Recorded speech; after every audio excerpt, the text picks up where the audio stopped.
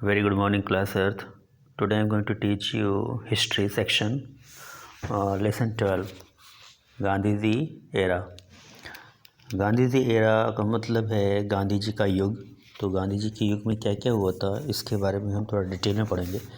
तो आप जानते हो कि गांधी जी साउथ अफ्रीका गए थे, ठीक है, पढ़ाई करने। तो वहाँ से जब वो लौटे, कंसेप्ट ऑफ सत्याग्रह, कैसे उनको सत्याग्रह का कंसेप्ट आया, वो कंसेप्ट जो है उन्होंने साउथ अफ्रीका में रह करके देखा था। नेल्सन मंडेला ने क्या कर रहे थे, ठीक है।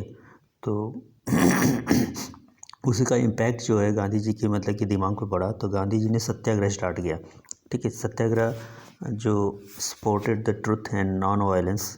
सत्याग्रह का मतलब होता है सत्य की जीत, और इसमें कोई फिजिकल फोर्स की ज़रूरत नहीं होती है। गांधी जी ने वहाँ से देखा और सीखा क्या, मेन चीज़ ये सीखा कि दबाव देने वाला भी कभी कभी उसके मन में आता है कि वो कुछ गलती कर रहा होता है, ठीक है। तो उस गलती से उसे रियलाइज़ होता है कि मतलब क्या है कि वो जो भी कुछ कर रहा है गलत कर रहा है, चाहे वो किसी पोस्ट पे किसी के दबाव में आके कर रहा हो या फिर खुद से कर रहा हो, ठीक है। तो अल्टीमेटली क्या होता है, ट्रुथ वुड गेट विक्ट्री, सत्य की वहीं पे जीत हो जाती है। Satyagraha was a political tool to fight the against the oppression, ठीक है। सत्याग्रह मतलब एक तरह का टूल था जो मतलब कि दबाव देने वाले के खिलाफ जो है अच्छा से काम करता था। आगे है social upliftment of lower caste. उसके बाद फिर उन्होंने देखा कि भारत में आने पे उन्होंने छुआछूत देखा, ठीक है, जिसे कहते हैं हरिजन अनटचबिलिटी। तो अनटचबिलिटी के खिलाफ थे, और साथ ही साथ गांधी जी ने मतलब कि बताया कि ये हरिजन जो होते हैं वो क्या होते हैं, हरि के लोग होते हैं। हरि मतलब गॉड, जिसे विष्णु भगवान कहते हैं। तो पीपल ऑफ द गॉड उन्होंने नाम दिया, और साथ चाहते थे कि जो भी लोअर कास्ट है वो क्या करे, ये जो टॉयलेट वॉयलेट क्लीन करने का जो काम था वो उनको ना माना जाए, ठीक है। ताकि वो दलित क्लास कहलाते थे और उनको भी टेम्पल में एंट्री चाहिए थी, ठीक है। वो चाहते थे कि ये भी लोग टेम्पल में आएँ। इसके बाद है ही वांटेड टू ग्रेडेट not only the British rule, क्योंकि ब्रिटिश का रूल था उस टाइम पे चल रहा था। तो वो ब्रिटिश के रूल के भी मतलब क्या थे, चाहते थे कि किसी तरह छुटकारा मिल जाए, साथ ही साथ हमें जो सामाजिक बुराई है उनसे भी छुटकारा मिल जाए। आगे देखिए अर्ली मूवमेंट ऑफ गांधी जी। गांधी जी का और क्या क्या मूवमेंट था उस टाइम पे आने के बाद, आप जानते होंगे। गांधी जी आने के बाद काफ़ी टाइम तक यहाँ पर थे, ठीक है। और अपने एक गुरु थे उनके, सरदार पटेल सिंह, सरदार वल्लभ भाई पटेल। उन्होंने बोला कि पहले आप इंडिया घूमिए और देखिए कि क्या क्या हो रहा है, ठीक है, उसके बाद आप कोई एक्शन लीजिए। तो वो सबसे पहले कहीं जा वो नहीं रहते। तो बहुत से लोग ज़्यादा ये रियल स्टोरी नहीं जानते हैं। बिहार का कोई बंदा था जो चंपारण का रहने वाला था। वहाँ पे नील की खेती होती थी, जिसकी वजह से वो बहुत ही प्रॉब्लम में थे, मतलब उनके ऊपर काफ़ी अत्याचार हो रहा था। तो होता क्या है कि वो चले आता है उनको उनके घर पे उनको लेने के लिए गांधी जी को। तो गांधी जी को किसी तरह से मना करके वो लेकर आता है, ठीक है। तो वहाँ से उनका चंपारण शुरू होता है। उसके बाद एक जगह गुजरात में एक जगह खेड़ा थी। खेड़ा में क्या होता है कि फसल के लिए किसानों ने मतलब कि उनसे ज़्यादा टैक्स लिया जाता था, इसके फिर वो खेड़ा गए। और इसी तरह से एक जगह था Ahmedabad, Gandhi ji supported the mill worker, ठीक है। उनके साथ भी जाति हुआ करती थी, वो मतलब कि कंपनी में काम करते थे। तो इसमें भी उन्होंने फिर उनका स्टार्ट हो जाता है नॉन कोऑपरेशन मूवमेंट 1920 में, ठीक है। नॉन कोऑपरेशन मूवमेंट का मतलब है असहयोग आंदोलन। असहयोग का मतलब होता है कोई चीज़ सहयोग न करना, सरकार के किसी काम में सहयोग। सिविल डिसोबीडियंस का मतलब होता है सविनय अवज्ञा आंदोलन। यार ये कफ, ओके सॉरी। और थर्ड है क्विट इंडिया मूवमेंट का मतलब होता है भारत छोड़ो आंदोलन, ठीक है। तो नॉन कोऑपरेशन मूवमेंट क्यों स्टार्ट हुआ, उन्होंने देखा कि हम गांधी जी बोलते हैं कि हमारी सहायता से क्या है, ब्रिटिश ने 200 सालों तक लगभग राज किया, ठीक है। मतलब कि उनका सेंस ये है कि हम अगर उन्हें सहयोग देते हैं तभी वो राज कर पा रहे हैं, नहीं तो अगर हम सहयोग न दें तो किसी तरह से राज नहीं कर पाएंगे।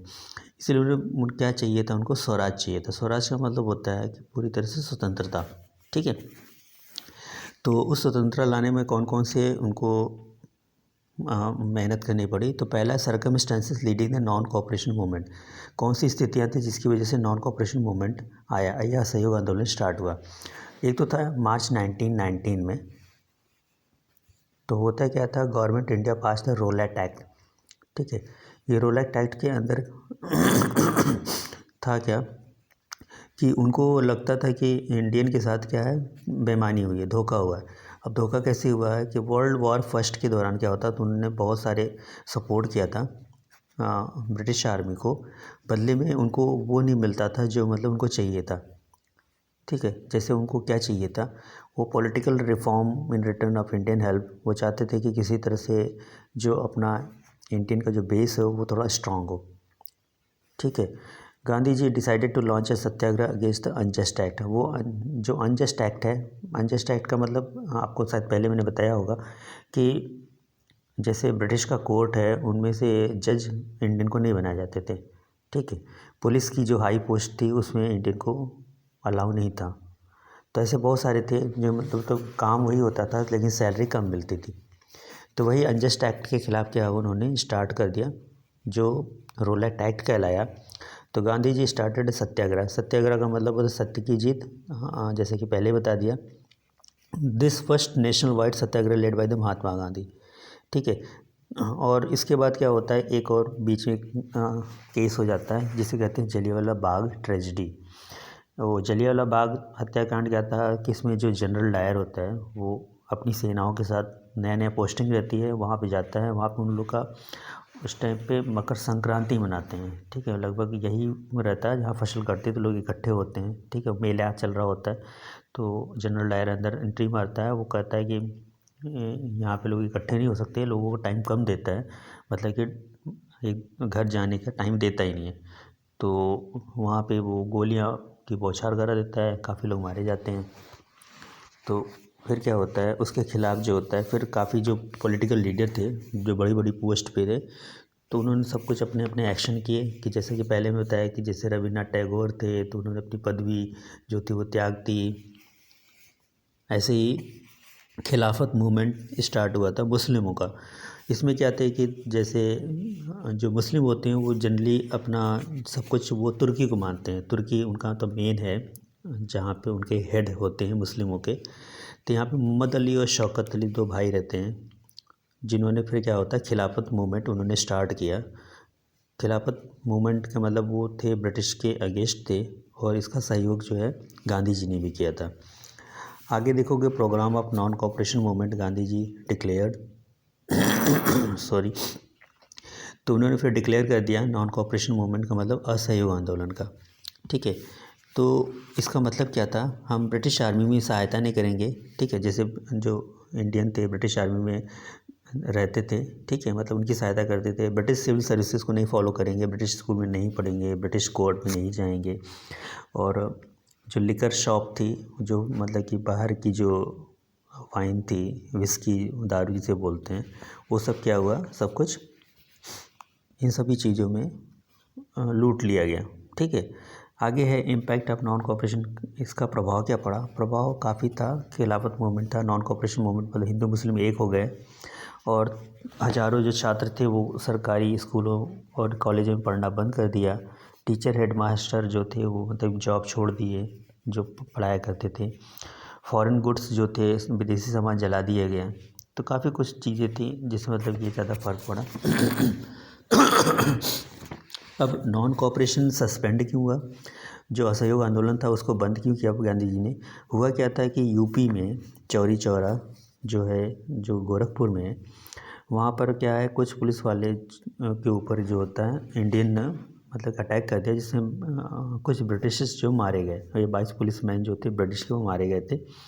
तो इस अहिंसा को देख करके फिर अंग्रेजों ने गांधी जी को दिखाया, कहता है ये आपका सहयोग आंदोलन है, मतलब शांतिपूर्वक आंदोलन हुआ।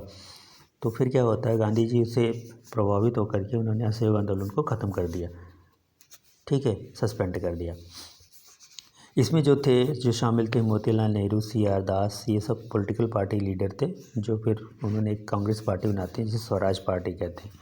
आगे देखोगे जहाँ पे है mass movement of Gandhi ji, second mass movement.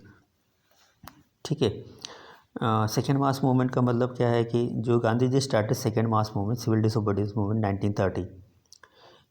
Okay, पहला जो स्टार्ट हुआ था तुम्हारा 1920 में हुआ था, 1919 में। फिर उन्होंने 10 साल के बाद 1930 में दोबारा सविनय अवज्ञा आंदोलन शुरू किया। ठीक है, समझ रहे हो ना। वो असहयोग आंदोलन था, ये है सविनय अवज्ञा आंदोलन। सविनय अवज्ञा आंदोलन के सर्कमस्टेंसेस क्या थे। साइमन, ब्रिटिश से एक साइमन आया था 1927 में, वो पॉलिटिकल प्रॉब्लम को डिस्कस करने के लिए इंडियन से, ठीक है। तो लोगों ने उसका विरोध किया और साइमन गो बैक का नारा दिया। रोल ऑफ रेडिकल लीडर, पहले ही आपको बता चुका हूँ, दो तरह के लीडर हुआ करते थे। जो रेडिकल लीडर थे, जो मतलब कि गर्म दल जिसे कहते हैं, ठीक है। नरम दल वाले शांत रहते थे, जो गर्म दल वाले रहते थे वो थोड़े एक्टिव रहते थे। इसमें जो लीडर थे सुभाष चंद्र बोस थे। Nehru were not ready to accept the status of complete independence on Purna Swaraj, ठीक है। तो नेहरू जी जो थे, गांधी जी का चलाया हुआ, उसमें मतलब पूरी तरह से उनको विश्वास नहीं था। फिर एक बीच में आया सॉल्ट टैक्स। सॉल्ट टैक्स का मतलब होता है इंडियंस को बहुत सारे टैक्स भरने पड़ते थे। तो गांधी जी साबरमती आश्रम से दांडी तक की यात्रा की पैदल, वहाँ पे उन्होंने नमक बना के दिखाया, ठीक है। और कहते हैं कि हमें नमक खरीदने की ज़रूरत नहीं है ब्रिटिश से। फिर है लाहौर सेशन कांग्रेस 1929। अब देखो यहाँ पे 1930 और 1929 जो है, यहाँ से अब स्टार्ट हो जाता है हमारा सिविल डिसोबीडियंस। तो 1929 को क्या हुआ था कि पूर्ण स्वराज के लिए लाहौर में तिरंगा फहरा दिया गया था। सबसे पहली बार तिरंगा, पता है कहाँ फहराया गया था? लाहौर में। 26 January would be the celebrated independence day, ठीक है। और यही हमारा स्वतंत्रता दिवस 26 जनवरी के रूप में मनाया जाता है, ठीक है। Gandhi ji suspend civil disobedience movement due to the Gandhi Irwin pact. फिर एक आता है, इरविन गांधी से मिलता है, कोई बैठक होती है 1931 में। तो गांधी जी ने फिर डिसाइड किया कि ये जो सिविल डिसोबीडियंस है वो उसको क्या के लिए हटा लिया जाए, तो वो फिर हटा लिए। फिर तीसरा मूवमेंट स्टार्ट होता है, थर्ड मास मूवमेंट, जिसे क्विट इंडिया कहते हैं। 1942 में स्टार्ट हुआ। वो क्या था कि मतलब कि ब्रिटिश के अंदर कोई काम नहीं करना है, ठीक है। या तो हम स्वतंत्र हों या तो मर जाओ, ठीक है। तो स्लोगन था डू और डाई, करो या मरो, ठीक है। ये नारा दिया था गांधी जी ने। तो इसमें जो शामिल थे, इसमें काफ़ी लोग थे, लीडर थे, जैसे राम मनोहर लोहिया, अच्युत पटवर्धन, अरुणा आसफ अली, सुचेता कृपलानी, जयप्रकाश नारायण, ठीक है। ये जो मूवमेंट था वो क्लियर था कि इंडियन पीपल अब जो है ब्रिटिश से डरते नहीं हैं, और वो चाहते हैं कि पूरी तरह से हमें स्वतंत्रता मिले। और ब्रिटिश को बोला जाता आप यहाँ से भारत छोड़ के चले जाओ, हम अपना खुद ही चला लेंगे, जो चलाना होगा। तो यहाँ पर एक आए थे सुभाष चंद्र बोस जी। वो जानते थे कि गांधी जी की जो शांति प्रयास थे है, इसे तो अंग्रेज़ कभी जानने वाले नहीं हैं। तो उनको डाउट था, he doubt over non violence program of Gandhi ji. तो उन्होंने उनकी गांधी जी का जो पोस्ट था वो छोड़ करके ज्वाइन कर लिया फॉरवर्ड ब्लॉक में। फिर क्या है, ब्रिटिश ने उनको मतलब कि अरेस्ट करना चाहा, तो वहाँ से इंडिया से बाहर भाग गए, ठीक है। उन्होंने फिर एक ज्वाइन किया जो रास बिहारी बोस थी, इंडियन नेशनल आर्मी। उन्होंने जापान से सहायता की, ब्रिटिश पे मणिपुर में सबसे पहले आक्रमण किया, नागालैंड मणिपुर में। वहाँ पे मतलब कि झंडा फहराया, लेकिन मिशन जो है कम्प्लीटली तरह से सक्सेस नहीं हुआ, क्योंकि जापान वर्ल्ड वॉर में हार गया था। फिर क्या होता है कि वो मलाया चले गए, और वो नेताजी के नाम से जाना है, मतलब नेताजी, लोग उन्हें नेताजी कहते थे, ठीक है। उन्होंने एक रेवोल्यूशनरी आइडिया दिया, give me blood I will give you freedom. तुम मुझे खून दो, मैं तुम्हें आज़ादी दूंगा, ठीक है। आगे है मुस्लिम लीग ऑफ नेशनल मूवमेंट। अब यहाँ से क्या होता है कि मुस्लिम, अब उस टाइम पे क्या हुआ, ब्रिटिश ने मुस्लिमों को भी अब क्या किया, भाई भाई में लड़ाई करा दी ना हिंदू मुस्लिम में। तो यहाँ जो जिन्ना जी जो थे, मोहम्मद अली जिन्ना जी, ये वो अलग से डिमांड करने लगे अपनी कंट्री का। तो हिंदू मुस्लिम में दरार डालने का काम किए थे, तो दरार भी डल गया और सक्सेस हो गए थे हिंदू मुस्लिम में काफ़ी। फिर बीच में काफ़ी फाइटिंग हुई। रिवोल्यूशनरी मूवमेंट हुआ क्यों है, क्रांतिकारी आंदोलन इसलिए स्टार्ट हुआ क्योंकि गांधी जी की जो पीसफुल मेथड था वो काम नहीं कर रहा था। तो इसमें जो आए, चंद्रशेखर आज़ाद आए, ठीक है, और भी भगत सिंह थे, बटुकेश्वर दत्त थे, ये सब आप जानते होंगे। तो उन्होंने जो लेजिस्लेटिव असेंबली होता है उस पर उन्होंने अटैक भी किया था, बम फेंका 8 अप्रैल 1929 को। तो उनका एम था कि हम ब्रिटिशर्स को नहीं मारेंगे, ठीक है, बल्कि क्या है, उनको डरा धमका करके हम किसी तरह से इंडिया से बाहर निकाल देंगे। अगला है Indian national after the second world war. विश्व युद्ध के बाद भारत की क्या दशा हुई। तो भारत क्या था, British government sent a cabinet mission to India तो March 1946 to discuss about the term of transfer of the power of Indian.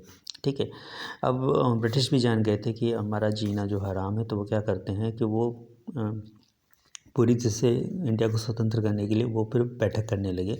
ठीक है, फाइनली जो लॉर्ड माउंटबेटन थे, जो वाइसराय थे इंडिया के, वो become a free nation of new Nations Pakistan would be created 15 अगस्त 1947। ठीक है, भारत आज़ाद हो गया, पाकिस्तान को भी आज़ाद कर दिया गया। ओके, और लॉर्ड माउंटबेटन थे उस टाइम पे, जो बल्कि ये था कि आज़ाद होने के बाद जो लॉर्ड माउंटबेटन है वो भारत के वाइसराय बनेंगे। ठीक है,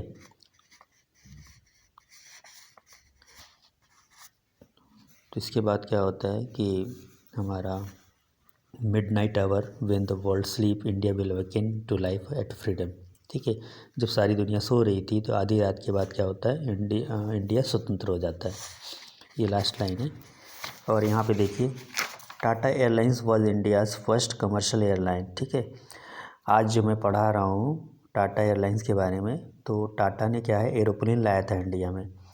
तो उसको फिर क्या है, जब वो बहुत फ़ायदे में चली गई थी, बहुत पैसा कमा कर रही थी, तो गवर्नमेंट ने उसे ख़रीद लिया था। ठीक है, सरकारी थी।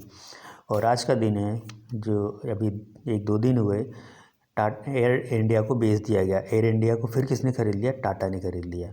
वही जिसको गवर्नमेंट ने टाटा से ख़रीदा था, आज टाटा ने वापस उसको प्राप्त कर लिया है।